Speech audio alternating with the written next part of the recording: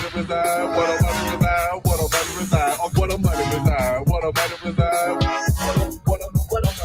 what a money reside, what a money reside, what a money reside, what a money reside, what a money reside, what a money reside, what a Good evening, ladies and gentlemen, and welcome to the Nightcap Knowledge. We need you to share this live right now. Share this live right now. It's about that time. Get your nightcap, put the kids to bed, and it is time for Nightcap Knowledge. Tune in every Tuesday at 9 p.m. for Nightcap Knowledge. Put the children to bed, get your adult beverage, and get ready.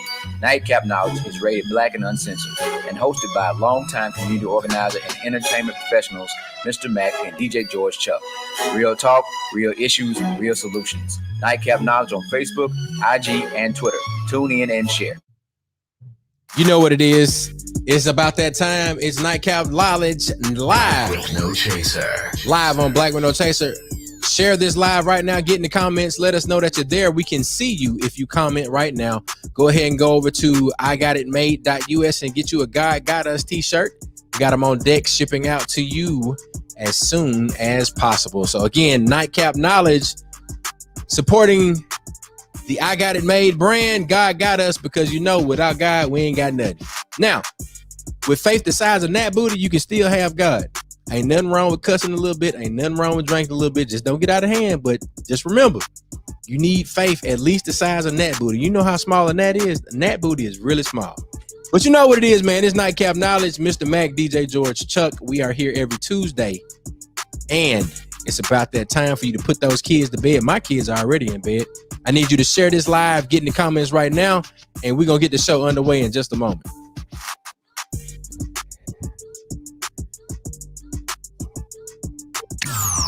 DJ.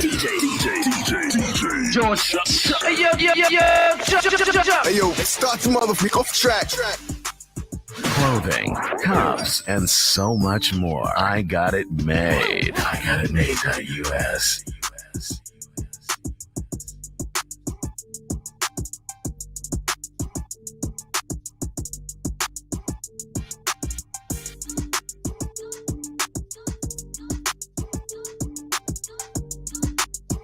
All right, Mac, what you got, man? What's happening, man? What's happening? What's the deal, Pickle?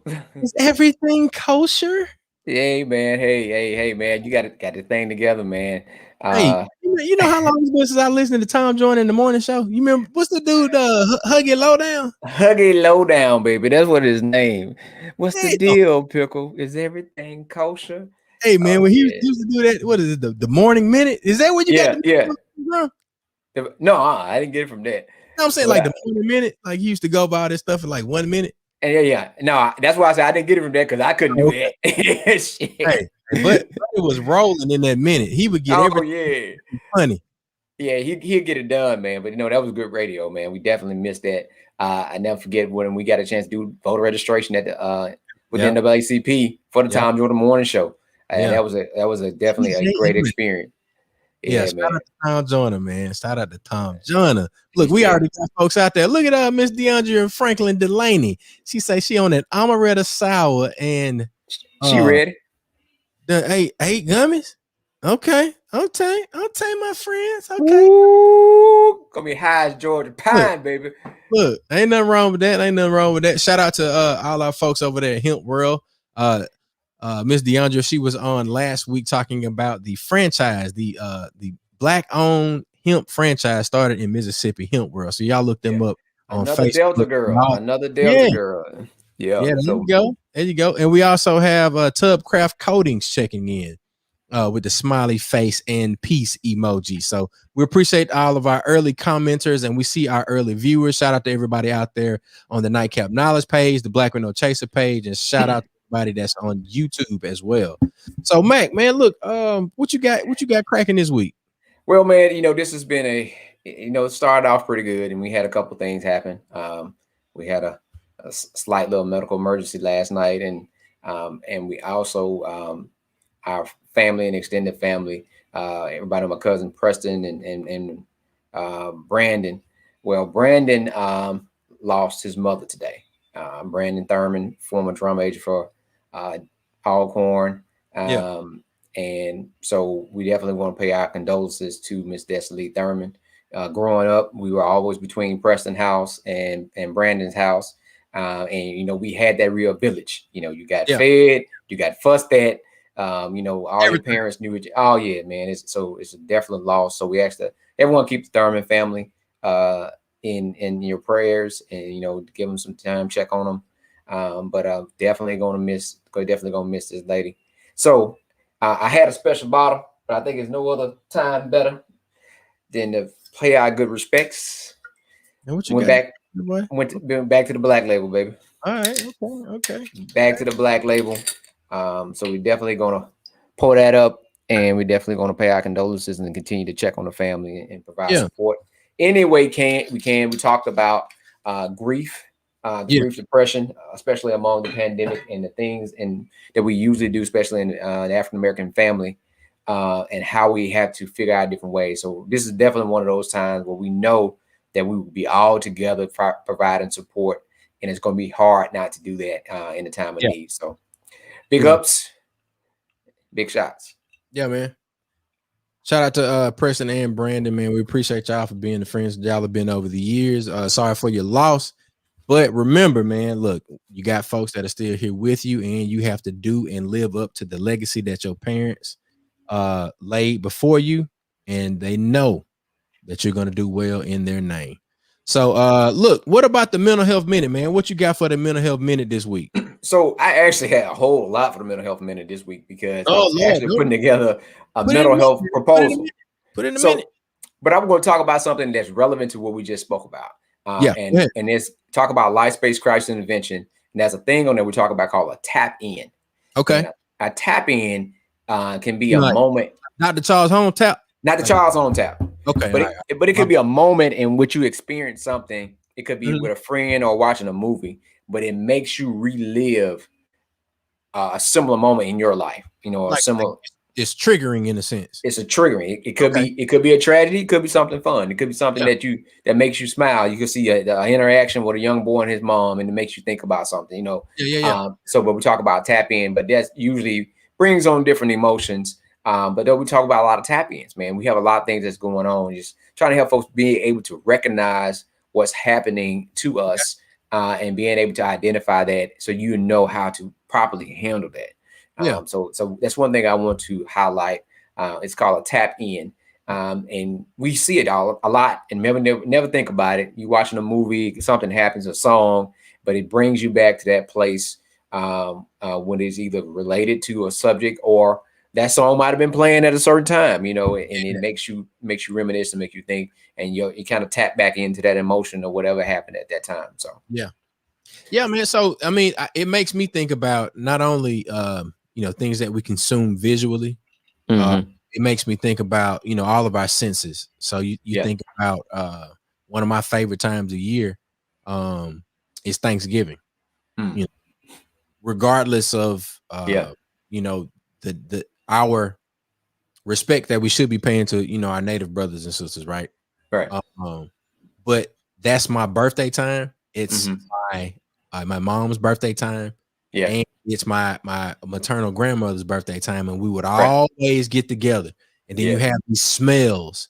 So with having as great a wife as I do, and her being able to cook the way that she does, I get some of those smells, and it takes me back to being in Pritchard, Alabama, and Mobile, Alabama, and smelling sweet potato pie, and that the ham, and then me trying to be like my dad. I'm frying turkeys and all of that stuff. The dressing. So I see what you're saying, and it's fitting that we're on Tuesday. Sika from Black Widow Chaser, she does a tap in Tuesday. So for me now, tap in Tuesday got a different meaning. Got a different meaning, man. Yeah, that mental health minute. Yeah, man. Appreciate it, man. And reminding everybody that this show is rated Black and Uncensored. So I want you to be understanding that Black and Uncensored. This is real talk, real issues with real solutions. We trying to address the stuff. Yeah, don't judge us.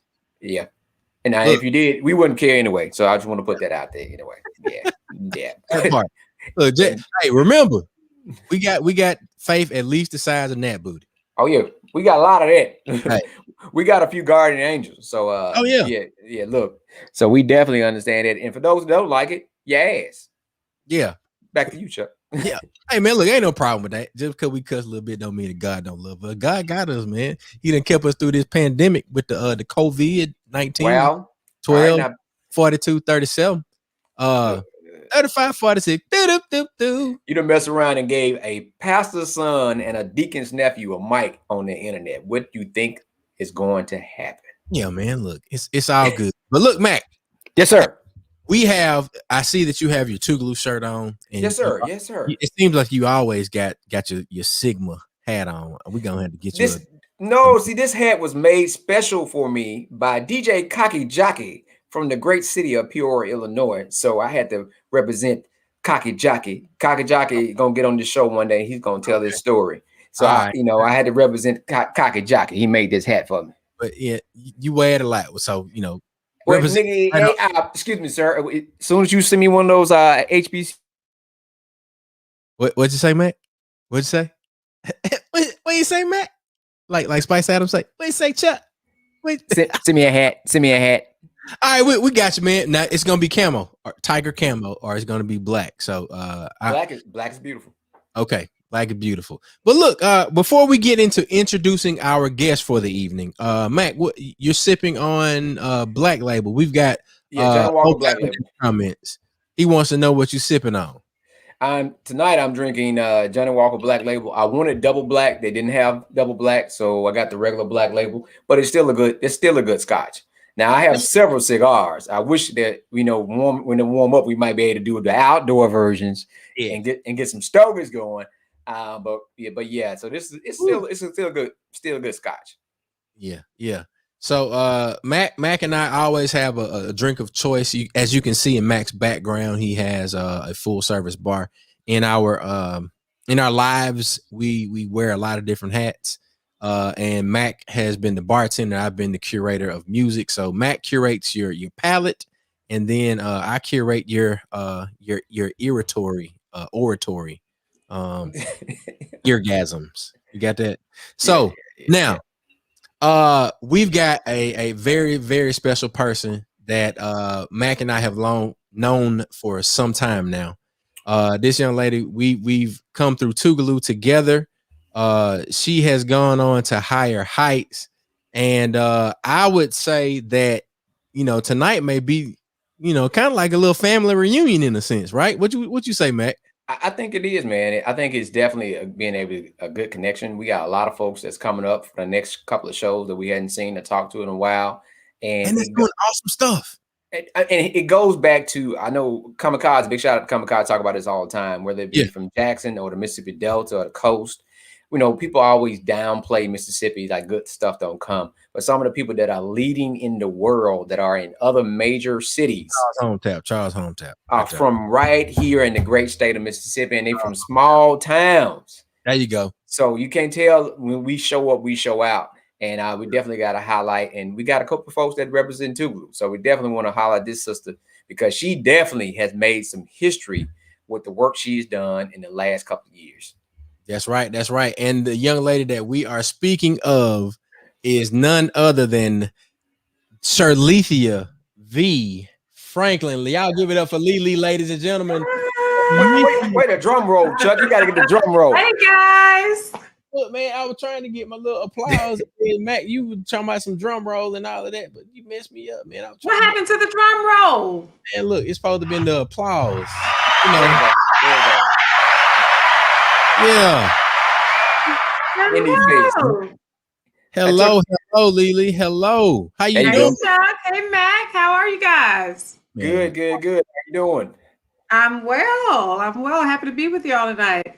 I heard you talking about your drink of choice. So in full disclosure, this is sparkling cider, but only because I'm out of wine. So I'm just wow. Cider. so look, all right, you got sparkling cider. Are you a red or are you a white? Like I love both. Okay. Yeah, okay. I like them both. All right. So let me ask you this. What's your go-to?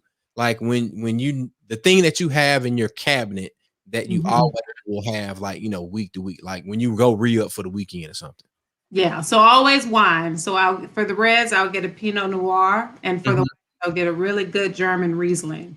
But Okay. it's not ironic that I love red and white together, right? Yeah, Oh, there you go. There you Yeah. go. I see with your Now, stigma. There you go. There you go. There you go. gotta love the Gamma Psi PE relationship. I love it. That's right. Yeah. Well, look, it's good to have you here, man. It's good to have you here. And you've been up to quite a lot since your Tougaloo days. Yeah. Look, so tell us about this. So how does a young lady from Shaw, Mississippi make it to Tougaloo and then go on to, be involved in all of the things that you've been involved in? Like, where did you get your start in Shaw, Mississippi, and how or what motivated you to ascend to, where you are right now? Sure. Speaking of show, I see DeAndre Franklin saying, "Hey, Lily. Hey, Dee Dee." I see you had two show girls on. Yeah, okay. Now, Appreciate you representing Shaw, Mississippi, the small town with the big welcome. It's an interesting question. I think I had it on this from my grandmother, HERstory Franklin, who and Mac, I heard you talk about Miss Thurman, who passed away. So my condolences. But my late grandmother was one of Mississippi's first Head Start teachers in 1965 when President Lyndon B. Johnson created the Head Start program. And so I grew up seeing this woman being so strong and educating generations after generations, and basically letting me know and all of my first cousins and my siblings know that we could do anything we wanted to do it, and we weren't limited by our circumstances. So I had a seed immediately implanted in me from birth, with just a little lady who always said we don't have much, but we do a lot with what we have. To whom much is given, much is required. And so I had that foundation, and I knew that I was meant to be something. Wasn't sure what it was, but with her and my mom and the whole community just instilling that the foundation of hard work, and you can be whatever you want to be if you just try. I took it and ran with it.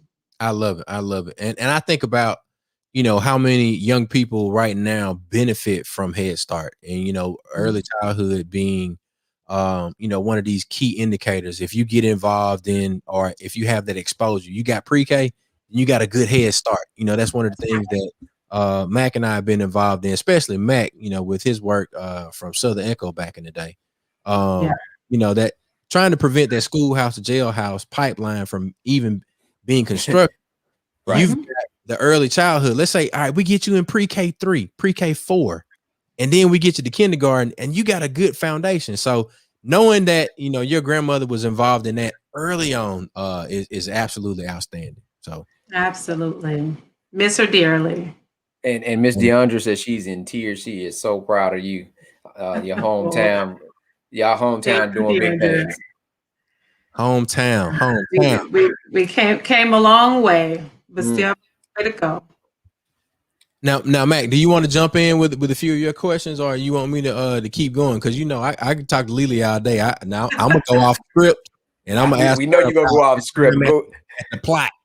But go ahead and give the folks a little bit more information about who she is and what some of the things that she has accomplished, because we definitely got to highlight the sister, all the work that she has done. So we want to let the folks know. So most definitely. Now we've talked about Lily being from Shaw, Mississippi, and for those of you that don't know, she's a 2004 Tougaloo College graduate, and she was the valedictorian of her class. Also, Howard Law class of 2007, and she was editor-in-chief of the Howard Law Journal. Now, you got HBCU, and you're representing with the Tougaloo College, crew neck tonight. All of us have on, Tougaloo paraphernalia. Tell me why Tougaloo, why HBCU, and all of that. So that was very intentional for me. So Tougaloo, I grew up in Shaw. We had a teacher named Miss Sharp who had gone to Tougaloo. And so my sisters, sort of generation, my oldest sister, a lot of them went to Tougaloo from Shaw. And I grew up knowing two ways you can get into Tougaloo College, because, to us, Tougaloo was, as people used to say, the Harvard of the South, but I say it's the Tougaloo of the South. So you don't need to compare Tougaloo with any school. And the two ways were you had to be very smart or you had to have a lot of money. Now I knew we didn't have any money, so I needed to figure out how to be smart. And I knew that was going to be my way into Tougaloo because my family comes from very humble, modest means and wouldn't have been able to pay for me to go to college. And so I had to work hard and study hard so I can get into Tougaloo. And I only applied to one college, and that was Tougaloo. I grew up knowing about Tougaloo, and there were two schools that I was fixated on, Tougaloo and Spelman. So for me, it was always going to be an HBCU undergrad. And true story is I didn't have the money to apply to Spelman to fill out the application. I think at that time it was $35. And I said, this is a sign from God. It's Tougaloo, and God accepted with a full scholarship. And I am so glad that I didn't have money to go anywhere else or apply anywhere else, because Tougaloo absolutely changed my life. I met people like you all, Chuck and Mac, and I'm seeing a lot of folks pop up on the comments, my line sisters. And Tougaloo all HBCUs are special, right? It gives us something, that those intangibles that I don't think anywhere else can give us, that sense of self, who you are and whose you are, right? This unfiltered, unapologetic authenticity and the self-worth and the self-confidence that it instilled in us. And so for me, you mentioned Howard, I felt I needed to continue that journey that I started at Tougaloo. And there were so many people in my ear saying, you just gave a short introduction to me, like, oh, you're graduating number one of your class. You have all this leadership stuff. I was student invited president, and you can go anywhere you want to go, and you need to expand your horizon. And these were Black folks, right? These were our folks telling me, you went to college, you shouldn't go to a Black law school because you need to know what the real world looks like. And if you are limiting yourself, I hate the word limiting yourself, right? That you're not going to be prepared for this world if you don't expand. So I'm a bit rebellious at heart. I was like, I'll show you, right? Yeah. So for me, it's like, how dare you say that I can't go to two of our schools and be just as good and, quite frankly, not better than those into other schools. And so it really was wanting to continue just that. Howard was at the forefront of the civil rights movement like Tougaloo was in Mississippi. And there was always something in me that felt like I knew we were standing on the shoulders of giants, and I felt that obligation to continue that. And for me, I needed to do that at Black colleges. And I also needed to show the world that you can invest in us, right? You can go to our schools and you can sit next to the president of the United States of the entire America. Hold on. Everybody right now, let that marinate, let that soak up into you right now. You can start at Tougaloo. Feel this now. Feel this as I'm feeling Tougaloo on my chest. You can start at Tougaloo and you can ascend to the highest of heights. Now, let's boil that back down. Boil it back down. You can start, boil it back on down to, till you get the meat off the bone. You can start in Shaw, Mississippi. Right. Like you can start in Mobile, Alabama. You can start at Lexington. Yep.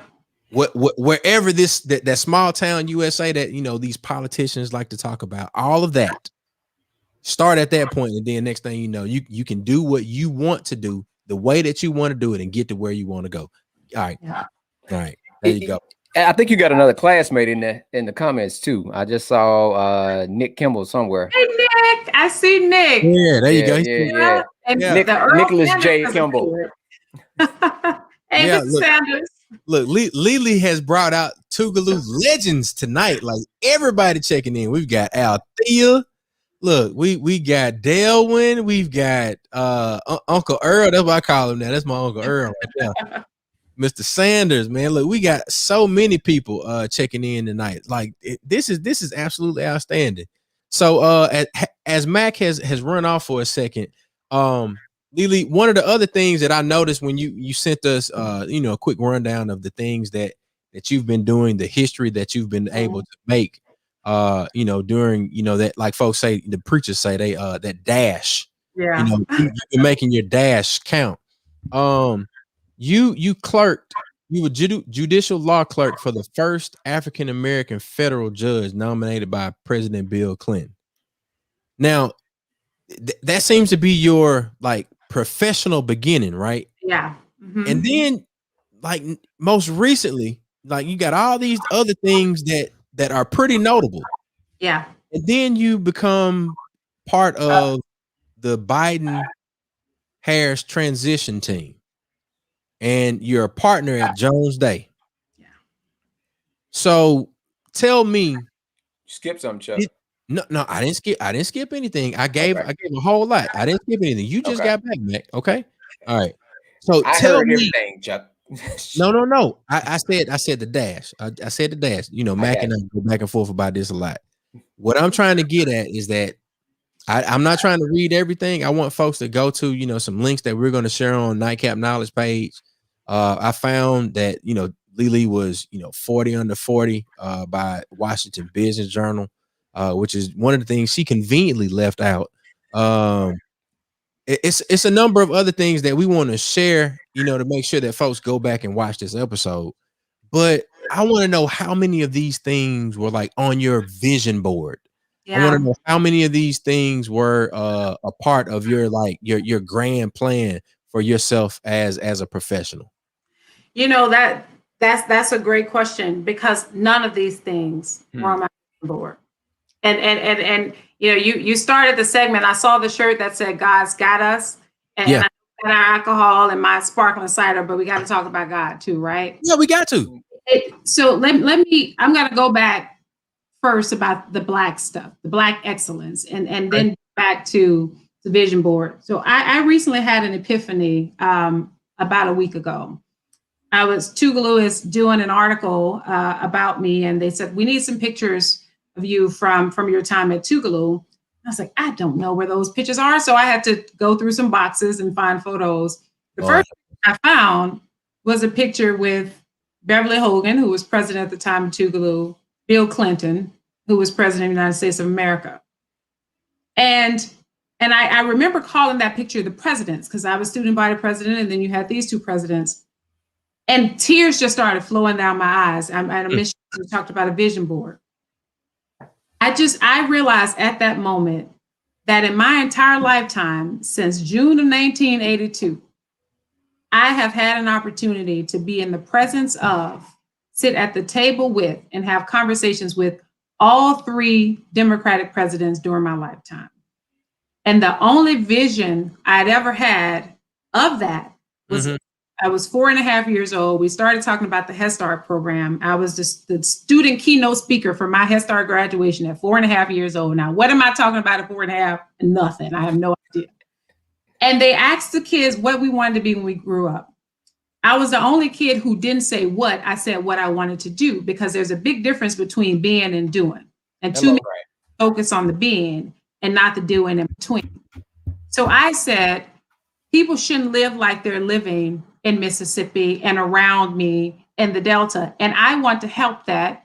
At 4.5, I don't know where this came from. I said, I got to be president of the United States of America to help save Mississippi.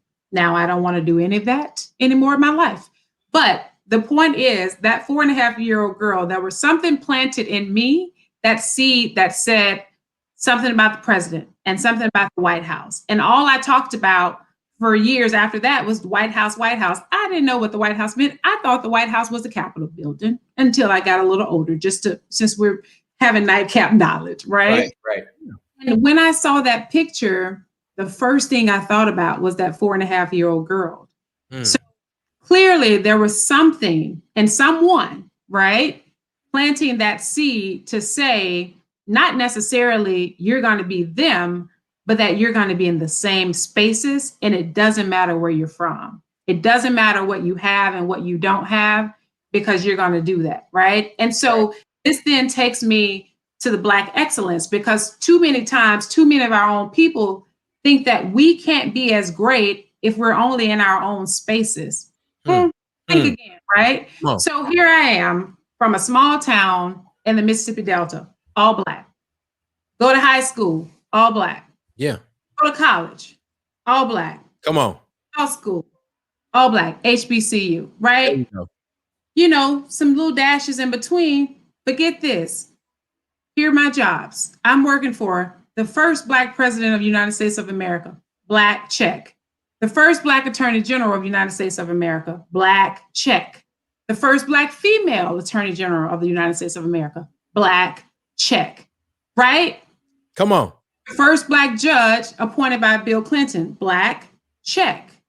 And that is Black excellence. That, right? That is, we can do anything that we want to do. And quite frankly, we can even do it better, because what do HBCUs teach us? You got to work 3 times as hard.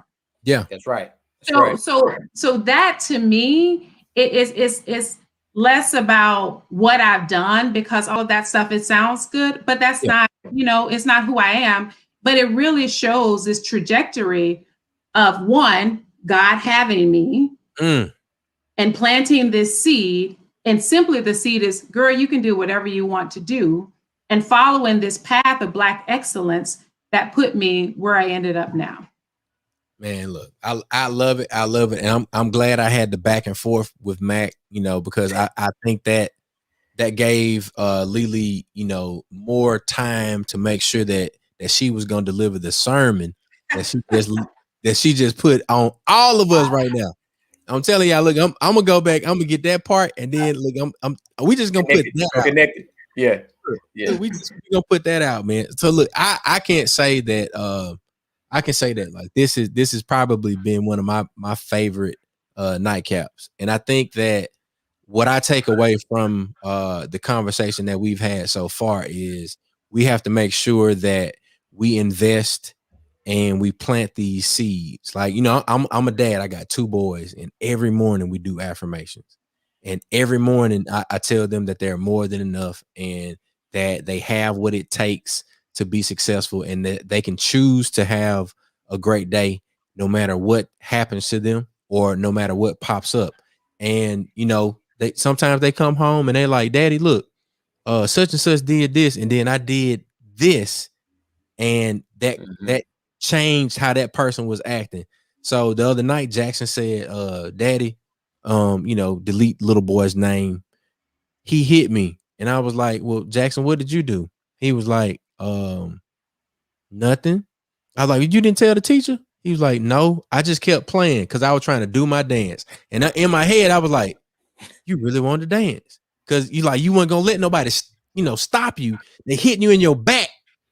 But you really just trying to dance. You just trying to have and do your thing and have your fun and do all of the things that that you were supposed to be doing in that moment. Now that's 3-year-old Jackson saying like, look, my daddy told me I'm gonna have a great day, and I ain't gonna let nobody stop me from having a great day because I got what it takes to have a great day. Lily, you planting stuff in folks' spirit right now, and I think that we want to carry that message on. And I know Mac, he does things with the Mental Health Minute every day, where he plants these messages. And I think we're going to have a lot of fuel from the message that you just shared, here on Nightcap Knowledge. And look, we got some stuff on our mental right now. What she just said, you know what it made me think about? I talk about Dr. Amos Wilson identity crisis. But Come something on, that she said that I talk about, when you know who you are and whose you are comfortable everywhere you go. And you don't have to let folks destroy you with their mouth. You can do what you need to do. The ancestors are working your road, right? So they are laying your track. They are paving the way for you to continue. Only thing you got to do is just keep walking, keep moving. When you don't know why you're supposed to do something or why you're going in these directions, that positive energy, those ancestors are guiding you and they are pushing you to go forward. Only thing you got to do is believe, as Chuck talked about, having faith the size of Nat Booty. Nat Booty Faith, man. Come on, bro. That's Nat Booty Faith shirt. But what we're saying is being comfortable in your blackness. And there's so much when you talk about systematic oppression and racism, where they try to make us not like who we are, to the point now that we have assimilated to a process of thinking that we see us the same way they see us. And that's why we don't respect each other as much as we do. That's why there's so much crime and so much killing. We are not happy with us. Because when I'm happy with me, even me and Chuck, I can be happy with Chuck, right? But see, that's what I'm saying. But you have to be comfortable with it, and you got to have that mindset. And then, as we said, what you cannot say, you got to have a give a damn. You got to have some high give a damn, because they're gonna talk about you. regardless if you're successful or if you're standing in the soup line, Right. they're gonna talk about you. Give no fucks at all. None. And you gotta, and that's what you're doing. So we definitely, you got look at your comments. Look at your classmates, look at your sorority sisters, look at your fellow alumni, people that know you, people that are watching, and they are happy for you, not only because they know you, because you look like them, and you are destroying the myth that nothing comes good out of a small, poor black town in Mississippi. Man, we killing it. I don't know what y'all thinking about, what we doing over here in Mississippi. I left Alabama, came to Mississippi, went over to Texas, came back. I ain't left it, man. Look, it's something good happening in Mississippi, and I definitely wanted to be a part of it. I feel as though I am where I am supposed to be. I am doing what I am supposed to do, and I am with the people to do it with. Now, I might want to choke the hell out their ass sometimes, but that's part of the process. There you go. Trust the process. I ain't running. Can't nobody else choke them. You can choke them, but can't nobody else choke them. Yeah. Now look, Lily. Yes. Give us an idea of what you feel. And I know you're an attorney and you do litigation, but you also do a lot of speaking. And I can tell, from your delivery of the message that we just kind of unpacked. And we're gonna take some questions from the audience in just a moment. But I want to get from your point of view, what are some things that people that look like us and that may be of the same age as us, what should we be concerned about right now? And then also what should we be pouring into our future HBCU graduates? Yeah, absolutely. There's so much for us to be concerned about. The one reason I wanted to volunteer for the Biden-Harris administration is because we all watched over the past 4 years this country becoming something that we in our lifetime didn't recognize, right? And not that it stopped existing, but it at least was hidden, where we thought that we were going to be a generation that didn't have to experience what generations before us had to experience. So we all saw it come to a head last May with the death of George Floyd. We saw it years before that with a host of others that, it's too long to even mention. And we heard George Floyd do the same "I can't breathe" cry, as Eric Garner said in New York just a few years before. The exact same "I can't breathe" cry, right? So we're seeing time and time again how we are persecuted just because of what we look like, just because this uniform, this permanent uniform we have to wear and we can't take off. Right. We need to be concerned about that, right? You mentioned you have 2 boys. We need to be concerned about the fact that our boys have to have a conversation before they're a teenager about what to do if they're in the car with daddy and daddy is stopped by the police. And I think for so long, when we came up, we saw a Black president. So people thought where everything was all good. And what we saw surface after that is the hatred that was built up because we had a Black president. Right. And so working on that transition, it was both disheartening to see that so much had stayed the same and we gone backwards, but it was also positive and hopeful, and I remained optimistic because we know that there are good people who are going to be working on these issues. And it doesn't have to be politicians. It doesn't have to be folks in Washington, D.C. and these glass offices. It needs to be us. It needs to be the people like you all using your voices and your platforms. We talked about planting seeds earlier. You plant seeds, they grow. Guess what? Yeah. You got to water them. And we need to be watering in our children, in our friends.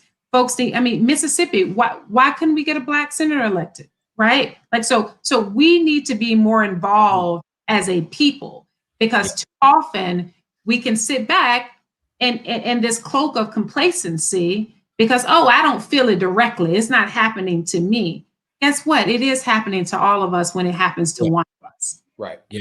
So what we can do, be active, whether that's using the microphones you have, whether that's using the legal system that I have, whether that's using the company, DeAndre, that you have, right? We all need to figure out how to not remain in our corners and how to come together. And because we've become too individualized, and the more that we can bring these young, successful Black folks together to make change, we'd be surprised at what happens. If I can come my little self through Shaw, Mississippi, and be right here where I'm now, Washington, D.C., with a whole community pouring into me, imagine what we all can do when we're everybody's on the same level. Right. We're missing an opportunity. And so we've got to be involved. We've got to stay involved. We've got to find something that we care about that's bigger than ourselves. And it's time out for just staying in our cushy corners. Yeah. Until we do that, we're going to continue to see the injustices that plague our communities, that plague our cities. It's not going to change because we're looking for other people to solve our problems instead of taking them in our own hands. That's right. Ooh, buddy, you said a mouthful a lot better than we've been saying it. Because like I said, wearing many hats. I've been out there taking complaints, and I always talk about this facade of somebody need to do something. And my ass always asks the question, well, who are they and what do you want them to do? Because we don't ever have a plan. We keep waiting on this magical miracle thing to happen and not take ownership. So what I recently talked about when it comes to the crime related issues, we can't blame a mayor, we can't blame a police chief, because leadership reflects the people, right? And there would be no crime to show up to if we don't have the issues that we have in our community as people and how we get along. And it goes back to that self-hate, how we talk to each other, how we handle our differences, because police respond to crime. They're not there to prevent crime. And so it takes about what you're saying. It talks about taking on responsibility and accountability and knowing we got to get out of those cushions. And as Malcolm X said, if one room in your house is dirty, then your house is dirty, right? Your whole house is dirty.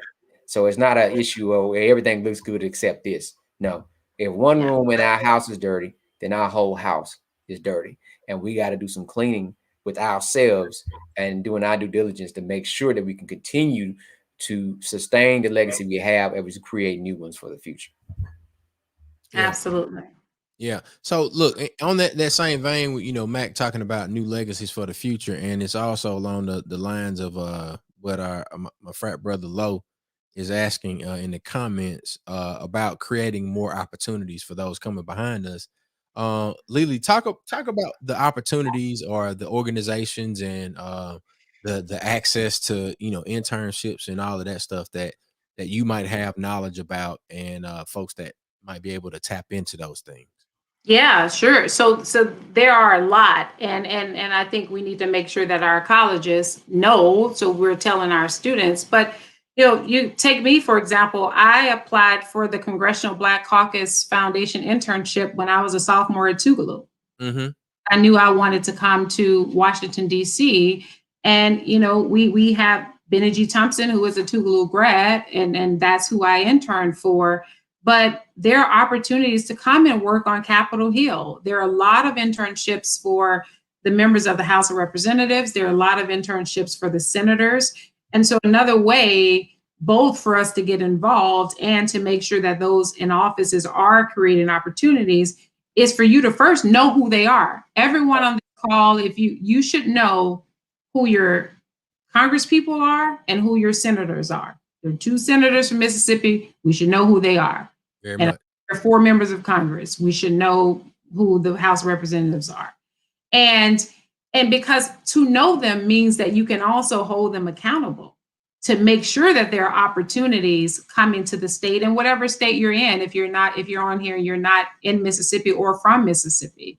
So the internships are all around DC. My little sister, who's a senior at Tougaloo, came up to DC to interview and intern for the American Psychological Association.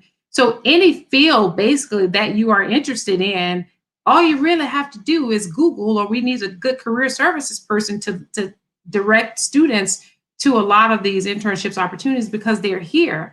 And what I hear all the time is we just don't get a lot of people from HBCUs applying.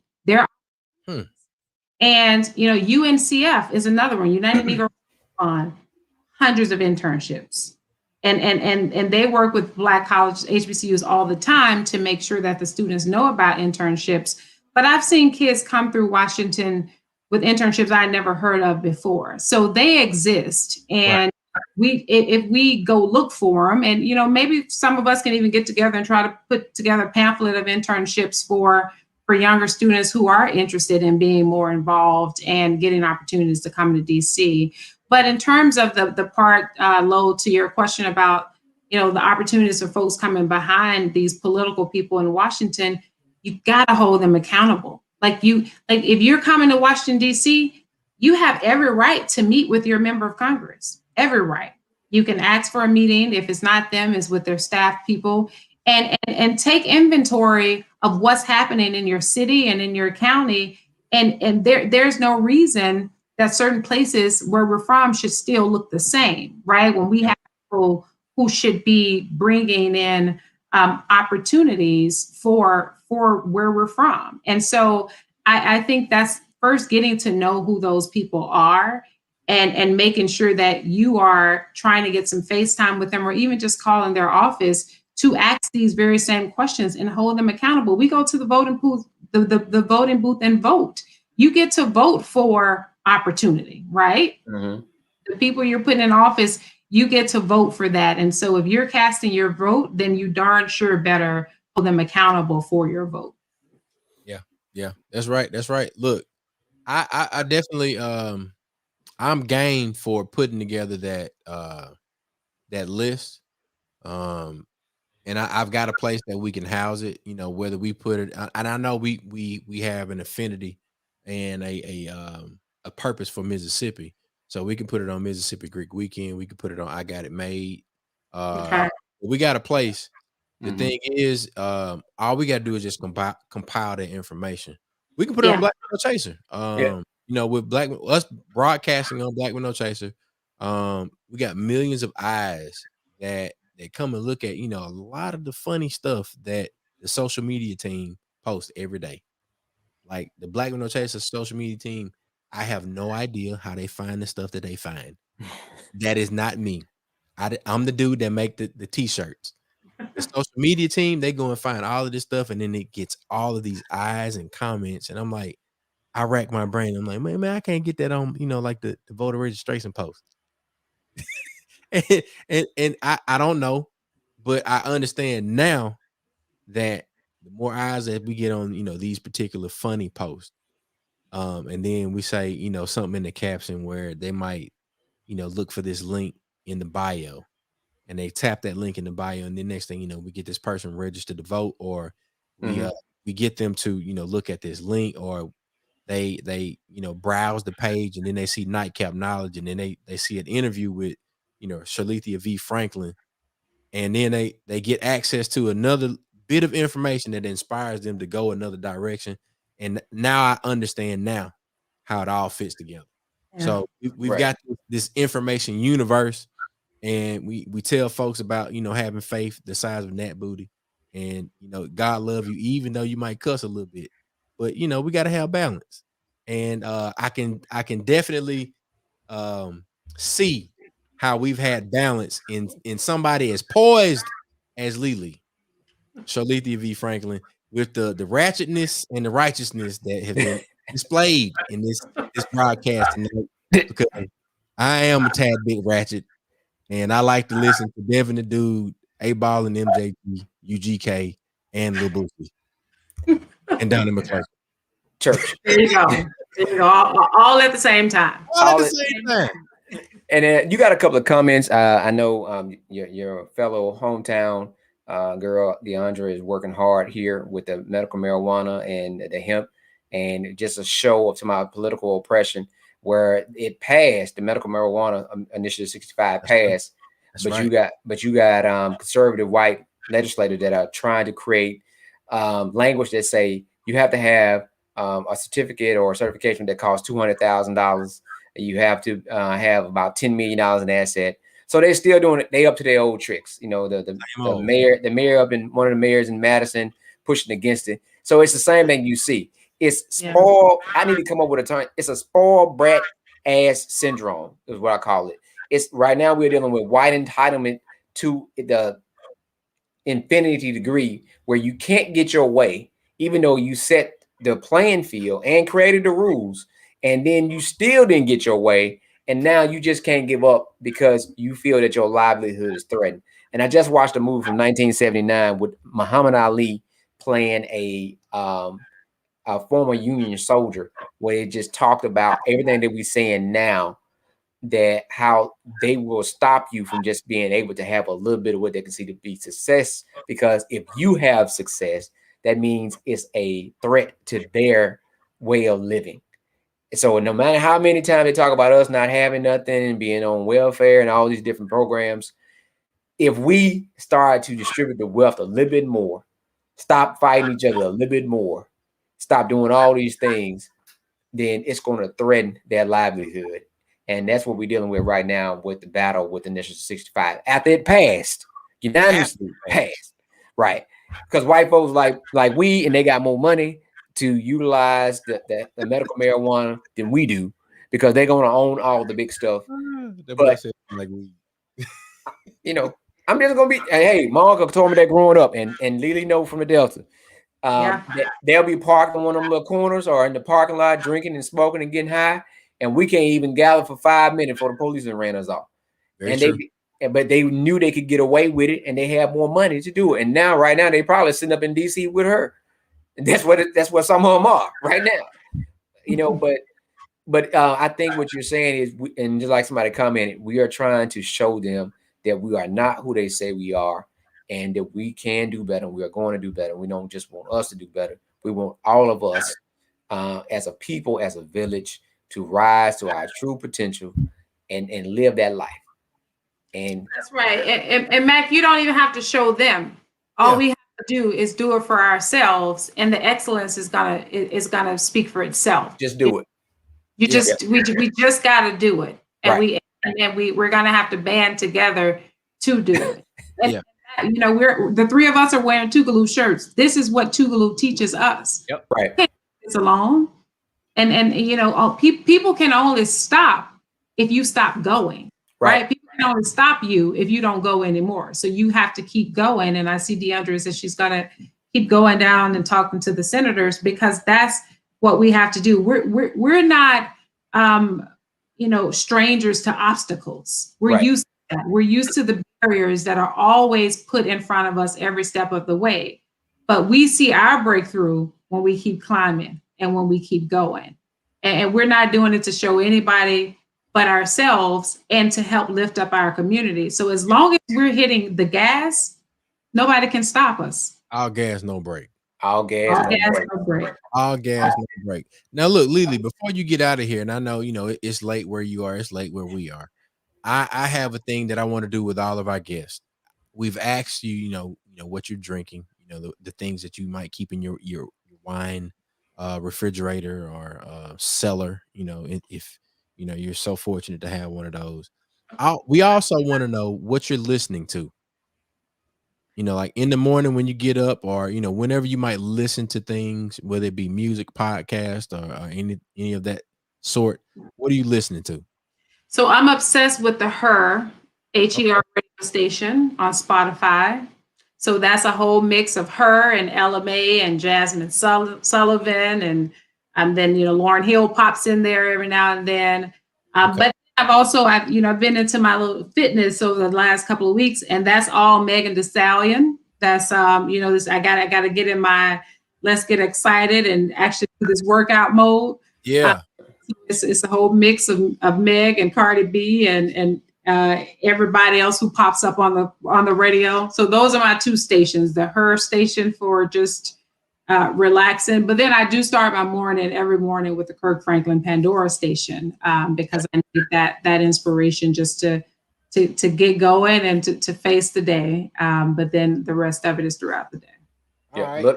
Little righteousness before the ratchet. That's right. Now look, something you said earlier, it made me think about a movie that I watched recently. American Skin. Have you seen it? I have seen it. You have seen it. You said something about my boys, and me having that conversation about what to do if daddy is stopped by the police. What are your thoughts about American Skin and how it plays a role in conversations that we need to have as a community? Yeah, I thought it was really powerful. Now I was a little I thought the police department heist was probably a bit unrealistic, but I thought it proved a point, right? It was a very powerful movie. I think it's a necessary movie. We've seen variations of that story played out in different movies, and the point is, apparently we're still not getting the message, so these movies have to keep getting created. But I thought it was quite powerful, and I think it started again conversations that we see pop up right when you have a police shooting and then just die down as if it never happened. And so you had in May, and when George Floyd was killed, there were protests and there were conversations. It's now February 9th. I hadn't heard George Floyd's name mentioned in months before we just talked about him here, right? Because we so quickly get amnesia and we go back into our own individualized zones, and we forget that this stuff keeps happening every day. So I'm so glad that Nate created that movie so that not only we can keep talking about it, but at some point we got to do something about it, right? And so I led the policing work when I was at the Department of Justice, and day in and out for 3 years of not being able to sleep because I'm internalizing everything that's wrong in the country in terms of the state of the police community relations, especially with the Black and Brown communities. And I still stay up thinking about the fact that we could spend so much time on that work in the Obama administration, and yet we're right back here. Yeah. I think the movie was a necessary and timely and powerful portrayal of a societal issue that we're going to have for a long time if people don't start recognizing that there is an inherent bias, right? They're both conscious and unconscious biases that exist in systems that play themselves out constantly by what we see on TV when it's too late, when someone has lost their lives. Yeah. Now you made a comment, and I want to ask this question. We know that you were on the Biden-Harris transition team. Anything you could speak to about relating to that, and I guess signs of thinking that this team is going to go and to help fix some of the stuff that Agent Orange knocked over. That spoiled brat ass syndrome. You can't get your way and just knock over stuff on the table. We don't know a lot about it in our households because we have a remedy for spoiled brat ass syndrome. But I guess, what do you think about that, and what would your work, your relationship be with them going forward? Yeah, so I can't talk a lot about the transition stuff, but what I did, I was on the Department of Justice team, so that's where I had worked in the Obama administration, and basically part of it is you're reviewing the agency to figure out, doing a deeper dive, was like what's been particularly destroyed, what needs to be repaired, and how do you make plans for the incoming leadership to have priorities. And criminal justice reform is a big one for Joe Biden. Criminal justice reform, policing reform, racial equity work, that's all stuff he's publicly talked about. And I will say, just doing that work and seeing how important it is for this new president gave me hope. Like, this is the fact that it is understood with everybody who's doing this work that we need, not only are we talking about racial justice work, we're hiring people who look like us to be in spaces to do this work, right? And so transition, to answer your question about, do I have like the confidence that this new team is going to get it? I think these are people who get it, and they have a lot of work cut out for them, because there was so much that just didn't happen. Even when we think about the Civil Rights Division, there's something called pattern or practice investigation. So after Michael Brown was killed in Ferguson, Missouri, for instance, if we all remember that in 2014, the Department Civil Rights Division did this investigation and found systemic issues and racism and just patterns and practices of injustice in that police department. All that work stopped. That work hasn't happened over the past few years. And so, the fact that we have people in those positions who get it and who will bring that work back make me excited about the new leadership. So I'm not going back to the administration. I'm going to stay put at my law firm and continue to build my practice there. But I'll be like consulting with folks if they have questions about some of the work we did at Justice. But the transition work is done. It stopped a little shortly after the inauguration on January 20th. Wow. I mean, we talk about having major approaches and doing the work, and we need people, like you said, right there. But I think January 6th was the largest display of that systematic oppression within the law enforcement community, where you had folks that was almost open. They were opening the gate and moving guardrails to let people in and walking them out the Capitol and open the door. And then you turn around and see folks protesting for George Floyd, and you getting maced and beat because you're protesting for something that happened on live internet with everybody to see. So it wasn't like people were lying. You watched this man literally die in front of your eyes. But yeah, it's a lot of work to be done on all levels in all areas. We need folks from everybody from Shaw, Mississippi to Lexington, all the way to the capital state here in Mississippi, all the way to the capital where you are. We got to be on the same page, doing the same work, doing different jobs. And your homegirl wants you to inbox her. She got a lot going on. She's putting it out there, and she's continuing to fight, not giving up. Even though, because she's not giving up, she got a lot of barriers being put in front of her. But because she does have faith and she's continuing to work, she got a lot of doors opening for her too. So we got to keep working. Did we have one more question, Chuck, for Lily? I thought we had somebody else post something. I don't think we had any other questions, but we had some comments. Proud of you, and had some comments. Well, one comment that I have on screen right now, Byron Williams. This is powerful. I love seeing young, positive-minded, forward-thinking Black men and women informing the masses. Tougaloo proud, Eagle soaring. Thank you, Byron. And we've got some Gamma Psi energy coming for you. Hi, Trees. I would call her Pat Rice. That's what I used to call her back in the day. Pat Rice, what up? She says she is definitely proud of her sister, Lily. So we appreciate everybody checking in with us. Now we had one question that just popped in. Lo wants to know, how can we find out more about her and what she does? And Lily, if you want to give folks a web link or anything like that to find out more about you. Sure. So Lo, my law firm bio is up at Jones Day. If you just Google my name, Shirlethia Franklin, the Jones Day bio should pop up, and my email address and my work phone number is on there as well. And then I'm also on Facebook, so you can see some stuff on Facebook. I'm probably one of the only people on the planet not on Instagram, but I live vicariously through you all. But yeah, you can just, if you Google the information, you'll find out more, and I'd be happy to chat if folks want to know more later.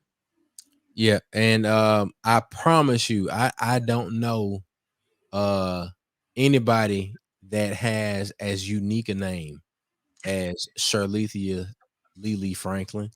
And I Google my name, just to make sure I ain't no foolishness. Now I'm, when I put the Chuck in there, it becomes unique. But if you just Google George Patterson, it's gonna be all kind of crap that come up. Be like, oh, he did that. Oh my Lord, yeah.